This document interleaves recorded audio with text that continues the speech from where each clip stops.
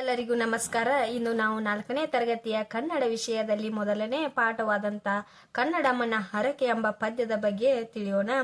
ನೀವು ನಮ್ಮ ಚಾನಲ್ಗೆ ಹೊಸಬರಾಗಿದ್ದರೆ ಲೈಕ್ ಮಾಡಿ, ಸಬ್ಸ್ಕ್ರೈಬ್ ಮಾಡಿ ಮತ್ತು ಶೇರ್ ಮಾಡೋದನ್ನ ಮರಿಬೇಡಿ. ಈಗ ನಾವು ಪದ್ಯದ ಕಡೆಗೆ ಬರೋಣ. ಕನ್ನಡಮ್ಮನ ಹರಕೆ. ಈ ಪದ್ಯದ ಶೀರ್ಷಿಕೆಯನ್ನ ನೋಡುವುದಾದರೆ, ಕನ್ನಡಮ್ಮನ ಹರಕೆ ಅಂತಂದ್ರೆ ನಮ್ಮ ರಾಜ್ಯ ಯಾವುದು ಮಕ್ಕಳೇ? ನಮ್ಮ ರಾಜ್ಯ ಕರ್ನಾಟಕವಲ್ಲವೇ? ಹಾಗಾದರೆ ನಾವು ಕರ್ನಾಟಕದಲ್ಲಿ ಯಾವ ಭಾಷೆಯನ್ನ ಮಾತನಾಡುತ್ತೇವೆ? ಕನ್ನಡ ಭಾಷೆಯನ್ನ ಮಾತನಾಡುತ್ತೇವೆ ಅಲ್ಲವೇ? ಹಾಗಾದ್ರೆ ನಮ್ಮ ತಾಯಿ ಯಾರು ಅಂತಂದ್ರೆ ಕನ್ನಡಾಂಬೆ. ಕನ್ನಡಾಂಬೆಯ ಹರಕೆ ಅಂತಂದ್ರೆ ಇಲ್ಲಿ ಆ ಕನ್ನಡಾಂಬೆ ಏನ್ ಹೇಳ್ತಾಳೆ ಅಂತಂದ್ರೆ, ಕರ್ನಾಟಕದಲ್ಲಿ ಇರ್ತಕ್ಕಂಥ ಎಲ್ಲ ಜನತೆಗೂ ತನ್ನ ಮಕ್ಕಳಂತೆ ತಿಳಿದುಕೊಂಡು ಆ ಮಕ್ಕಳಲ್ಲಿ ಅವಳು ಒಂದು ಕೋರಿಕೆಯನ್ನ, ಬೇಡಿಕೆಯನ್ನ ಏನ್ ಮಾಡ್ತಾಳಪ್ಪ ಅಂತಂದ್ರೆ ಈ ಪಾಠದಲ್ಲಿ ಸಲ್ಲಿಸ್ತಾ ಇದ್ದಾಳೆ. ಹರಕೆ ಅಂತಂದ್ರೆ ಕೋರಿಕೆ ಅಥವಾ ಬೇಡಿಕೆ. ಕೋರಿಕೆಯನ್ನ ಮಕ್ಕಳಲ್ಲಿ ವ್ಯಕ್ತಪಡಿಸುವುದು ಅಥವಾ ಬೇಡಿಕೊಳ್ಳುವುದು ಎಂಬ ಅರ್ಥವನ್ನ ಕೊಡುತ್ತದೆ. ಈಗ ನಾವು ಪಾಠದಲ್ಲಿ ಹೊಸ ಪದಗಳ ಅರ್ಥ ಬಗ್ಗೆ ತಿಳ್ಕೋಣ. ಇಲ್ಲಿ ನೋಡಿ ಮಕ್ಕಳೇ, ಹೊಸ ಪದಗಳ ಅರ್ಥ. ಕಾಪಾಡು ಅಂತಂದ್ರೆ ರಕ್ಷಿಸು, ಪೋಷಿಸು. ದುಡಿ, ಕೆಲಸ ಮಾಡು, ಶ್ರಮ ಪಡು. ಬೇಡು ಅಂತಂದ್ರೆ ಕೇಳು, ಯಾಚಿಸು. ಮಡಿ ಅಂತಂದ್ರೆ ಸಾವು, ಮರಣ ಹೊಂದು. ಶ್ರೇಯಸ್ಸು ಅಂತಂದ್ರೆ ಏಳಿಗೆ, ಅಭಿವೃದ್ಧಿ. ಹೋರಾಡು ಅಂತಂದ್ರೆ ಸೆಣಸು, ಹೋರಾಟ ಮಾಡು. ಅಪ್ಪುಗೆ ಆಲಿಂಗನ. ಕಲಿ, ವೀರ, ಶೂರ, ಸವಿ, ರುಚಿ. ಈ ರೀತಿಯಾದಂತ ಈ ಪದ್ಯದಲ್ಲಿ ಹೊಸ ಪದಗಳನ್ನ ನಾವು ಕಾಣುತ್ತೇವೆ. ಈ ಪದ್ಯದಲ್ಲಿ ಟಿಪ್ಪಣಿಯನ್ನ ನೋಡುವುದಾದರೆ, ಇಹಪರ, ಲೌಕಿಕ ಅಲೌಕಿಕ ಬದುಕು. ಈ ಲೋಕ ಪರಲೋಕ. ಜೋಗುಳ, ಮಕ್ಕಳನ್ನು ಮಲಗಿಸುವಾಗ ಹಾಡುವ ಪದ ಲಾಲಿ ಹಾಡು. ತಾಯ್ನುಡಿ, ತಾಯಿ ಮಾತು, ಮಾತೃಭಾಷೆ, ಮನೆ ಮಾತು. ದಮ್ಮಯ್ಯ, ದೀನತೆಯಿಂದ ಬೇಡುವುದು. ಈಗ ನಾವು ಈ ಪದ್ಯದ ಕಡೆ ಬರೋಣ. ಪದ್ಯವನ್ನು ಯಾವ ರೀತಿಯಾಗಿ ನಾವು ಹಾಡಬೇಕು ಅನ್ನೋದನ್ನ ನೋಡೋಣ. ಮೊದಲಿಗೆ ಇಲ್ಲಿ ಕಲಿಕೆಗಾಗಿ ದಾರಿ ಅಂತ ಕೊಟ್ಟಿದ್ದಾರೆ, ಅದನ್ನು ನೋಡೋಣ. ಕನ್ನಡ ನಾಡಿನ ಬಗ್ಗೆ ನಿಮಗೆ ತಿಳಿದಿರುವ ಒಂದು ಹಾಡನ್ನು ತರಗತಿಯಲ್ಲಿ ರಾಗವಾಗಿ ಹಾಡಿರಿ ಅಂತ ಇಲ್ಲಿ ಕೊಟ್ಟಿದ್ದಾರೆ. ಮಕ್ಕಳೇ, ನೀವು ಏನ್ ಮಾಡ್ಬೇಕಂತಂದ್ರೆ ಕನ್ನಡ ನಾಡಿನ ಬಗ್ಗೆ ಇರ್ತಕ್ಕಂತ ಹಾಡನ್ನ ಇಲ್ಲಿ ಹಾಡಬೇಕು. ಕನ್ನಡ ನಾಡಿನ ಬಗ್ಗೆ ಹಲವಾರು ಹಾಡುಗಳನ್ನ ನಾವು ನೋಡುತ್ತೇವೆ. ಚಲನಚಿತ್ರದ ಹಾಡುಗಳನ್ನ ನಾವು ಕಾಣುತ್ತೇವೆ. ಅದೇ ರೀತಿ ನಮ್ಮ ಗೀತೆಯನ್ನು ಕೂಡ ನಾವಿಲ್ಲಿ ಕಾಣುತ್ತೇವೆ.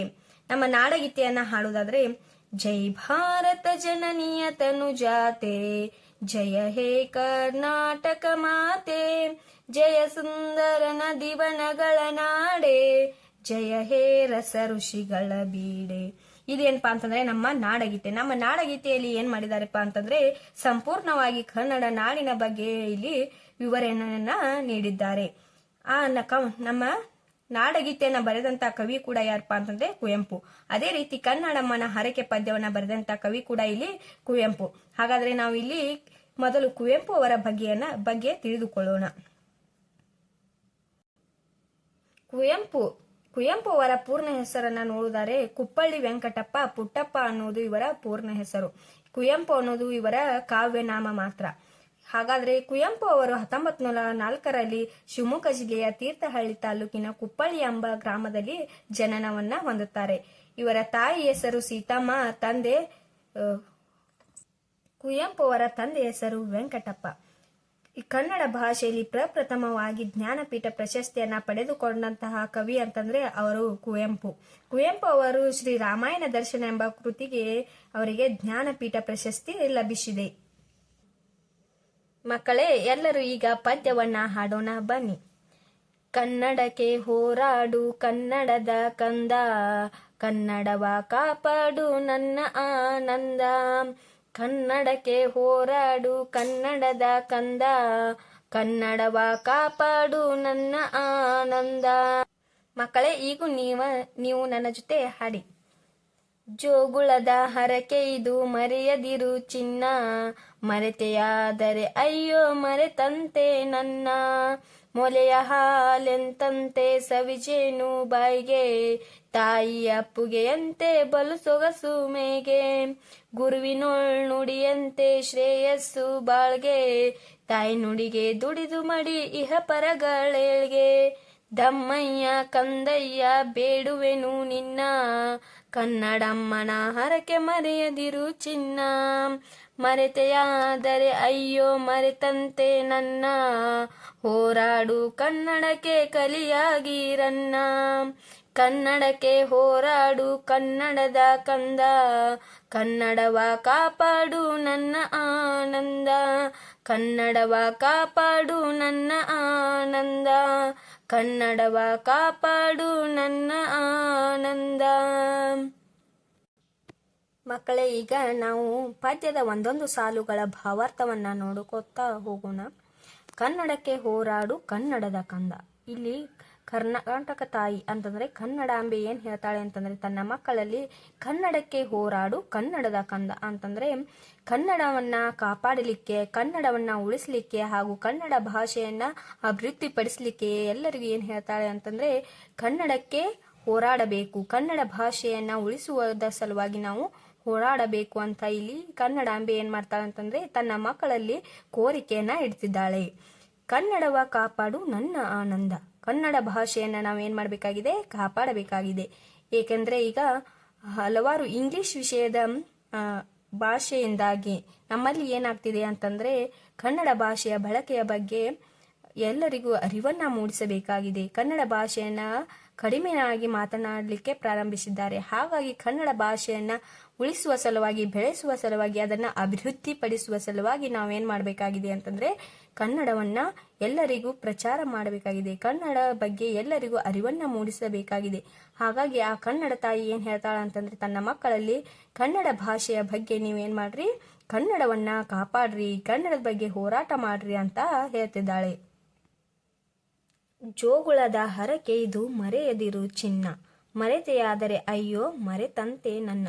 ಜೋಗುಳದ ಹರಕೆ ಇದು ಮರೆಯದಿರು ಚಿನ್ನ ಅಂತಂದ್ರೆ ತಾಯಿ ತನ್ನ ಮಗುವಿಗೆ ಚಿಕ್ಕ ವಯಸ್ಸಿನಲ್ಲಿ ಯಾವ ರೀತಿಯಾಗಿ ಜೋಗುಳವನ್ನ ಹಾಡಿ, ಲಾಲಿ ಹಾಡನ್ನ ಹಾಡಿ ಮನಗಿಸುತ್ತಾಳೋ ಅದೇ ರೀತಿ ಕನ್ನಡಾಂಬೆ ಇಲ್ಲಿ ತನ್ನ ಮಕ್ಕಳಿಗೆ ಏನ್ ಹೇಳ್ತಿದ್ದಾಳೆ ಅಂತಂದ್ರೆ ಕನ್ನಡ ಭಾಷೆ ಎನ್ನುವುದು ತನ್ನ ಮಕ್ಕಳಿಗೆ ಜೋಗುಳವಿದ್ದಂತೆ. ಆ ಭಾಷೆ ಎಲ್ಲರಿಗೂ ಏನಪ್ಪಾ ಅಂತಂದ್ರೆ ಸುಲಭವಾಗಿ ಮಾತನಾಡಲು ಬರ್ತಕ್ಕಂತ ವಿಷಯ. ಹಾಗಾಗಿ ಕನ್ನಡ ವಿಷಯ ಅನ್ನುವುದು ಎಲ್ಲ ಮಕ್ಕಳಿಗೂ ಜೋಗುಳವಿದ್ದಂತೆ ಅಂತ ಹೇಳ್ತಾರೆ. ಅದೇ ರೀತಿ ಮರೆತೆಯಾದರೆ ಅಯ್ಯೋ ಮರೆತಂತೆ ನನ್ನ. ಕನ್ನಡ ಭಾಷೆಯನ್ನ ಮರೆತರೆ ಹೆತ್ತ ತಾಯಿಯನ್ನೇ ಮರೆತಂತೆ ಅಂತ ಇಲ್ಲಿ ತಾಯಿ ಹೇಳ್ತಿದ್ದಾಳೆ. ಮೊಲೆ ಹಾಲೆಂತಂತೆ ಸವಿಜೇನು ಬಾಯಿಗೆ, ತಾಯಿಯ ಅಪ್ಪುಗೆಯಂತೆ ಬಲ ಸೊಗಸು ಮೈಗೆ. ಕನ್ನಡ ಭಾಷೆಯನ್ನ ಯಾವ ರೀತಿಯಾಗಿ ವರ್ಣಿಸಿದ್ದಾರೆ ಅಂತಂದ್ರೆ ಇಲ್ಲಿ ಮೊಲೆ ಹಾಲೆಂತಂತೆ ಸವಿಜೇನು ಬಾಯಿಗೆ. ತಾಯಿ ತನ್ನ ಮಕ್ಕಳಿಗೆ ಚಿಕ್ಕ ವಯಸ್ಸಿನಲ್ಲಿ ಮೊಲೆ ಹಾಲನ್ನ ಉಣಿಸಿ ಎಲ್ಲ ಕಾಯಿಲೆಗಳಿಂದ ಯಾವ ರೀತಿ ರಕ್ಷಣೆಯನ್ನ ಕೊಡುತ್ತಾಳೋ ಅದೇ ರೀತಿ ಇಲ್ಲಿ ಕನ್ನಡಾಂಬೆ ಕೂಡ ತನ್ನ ಮಕ್ಕಳಿಗೆ ಕನ್ನಡ ಭಾಷೆಯನ್ನ ಉಣಿಸಿ ಅವರಿಗೂ ಕೂಡ ರಕ್ಷಣೆಯನ್ನ ನೀಡುವಂತೆ ಈ ಕನ್ನಡ ಭಾಷೆಯನ್ನ ಆ ತಾಯಿ ಎಲ್ಲರಿಗೂ ಕರುಣಿಸಿದ್ದಾಳೆ. ಅದೇ ರೀತಿ ಸವಿಜೇನು ಬಾಯಿಗೆ. ಈ ಕನ್ನಡ ಭಾಷೆ ಎನ್ನುವುದು ಏನಪ್ಪಾ ಅಂತಂದ್ರೆ ಅತಿ ಸರಳವಾದ ವಿಷಯ ಹಾಗೂ ಅತಿ ಸುಂದರವಾದಂತಹ ವಿಷಯ. ತಾಯಿಯ ಅಪ್ಪುಗೆಯಂತೆ ಬಲು ಸೊಗಸು ಮೈಗೆ. ಕನ್ನಡ ಭಾಷೆ ಯಾವ ರೀತಿಯಾಗಿದೆ ಅಂತಂದ್ರೆ ತಾಯಿ ತನ್ನ ಮಕ್ಕಳನ್ನ ಯಾವ ರೀತಿ ತಬ್ಬಿಕೊಂಡಿರ್ತಾಳೋ ಆ ರೀತಿ ಕನ್ನಡ ಭಾಷೆ ಕೂಡ ಎಲ್ಲರಿಗೂ ಏನಪ್ಪಾ ಅಂತಂದ್ರೆ ಅತ್ಯಂತ ಪ್ರಿಯವಾದ ಭಾಷೆ ಅಂತ ಇಲ್ಲಿ ತಾಯಿ ಹೇಳ್ತಿದ್ದಾಳೆ. ಗುರುವಿನೋಳ್ ನುಡಿಯಂತೆ ಶ್ರೇಯಸ್ಸು ಬಾಳಿಗೆ, ತಾಯಿ ನುಡಿಗೆ ದುಡಿದು ಮಡಿ ಇಹಪರಗಳೇಳ್ಗೆ. ಇಲ್ಲಿ ಏನ್ ಹೇಳ್ತಿದ್ದಾಳೆ ಅಂತಂದ್ರೆ ಕವಿಯು ಗುರುವಿನೋಳ್ ನುಡಿಯಂತೆ ಅಂತಂದ್ರೆ ಗುರುಗಳು ಯಾವಾಗಲೂ ತನ್ನ ಮಕ್ಕಳಿಗೆ ಏನ್ ಹೇಳ್ತಾರಪ್ಪ ಅಂತಂದ್ರೆ ಬುದ್ಧಿ ಮಾತವನ್ನ ಹೇಳ್ತಾರೆ, ಒಳ್ಳೆ ಒಳ್ಳೆ ವಿಚಾರಗಳನ್ನ ಹೇಳ್ತಿರ್ತಾರೆ. ಅವರ ಬದುಕು ಸುಂದರವಾಗಿ ಉತ್ತಮವಾಗಿ ನಿರ್ಮಾಣವಾಗಲಿ ಅಂತ ಯಾವಾಗಲೂ ಅವರಿಗೆ ಒಳ್ಳೆಯ ನುಡಿಗಳನ್ನೇ ಹೇಳ್ತಿರ್ತಾರೆ. ಹಾಗಾಗಿ ಕನ್ನಡ ಭಾಷೆಯು ಕೂಡ ಏನಪ್ಪಾ ಅಂತಂದ್ರೆ ಎಲ್ಲರಿಗೂ ಕೂಡ ಒಂದು ಒಳ್ಳೆಯ ಭವಿಷ್ಯವನ್ನ ನಿರ್ಮಾಣ ಮಾಡಿಕೊಡುವಂತ ಭಾಷೆಯಾಗಿದೆ ಅಂತ ಇಲ್ಲಿ ತಾಯಿ ಹೇಳ್ತಿದ್ದಾಳೆ. ತಾಯಿ ನುಡಿಗೆ ದುಡಿದು ಮಾಡಿ ಇಹಪರಗಳೇಳ್ಗೆ.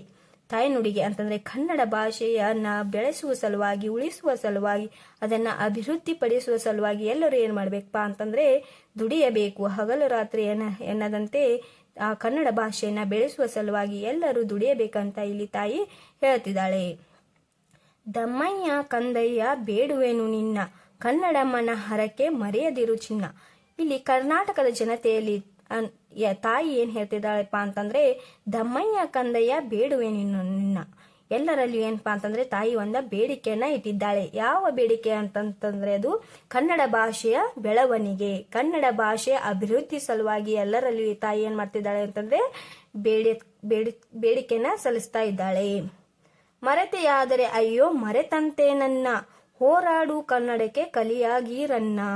ಮರೆತೆಯಾದರೆ ಅಯ್ಯೋ ಮರೆತಂತೆ ನನ್ನ ಅಂತಂದ್ರೆ ಕನ್ನಡ ಭಾಷೆಯನ್ನ ಮರೆತರೆ ತಾಯಿಯನ್ನ ಮರೆತಂತೆ. ಹೋರಾಡು ಕನ್ನಡಕ್ಕೆ ಕಲಿಯಾಗಿರನ್ನ.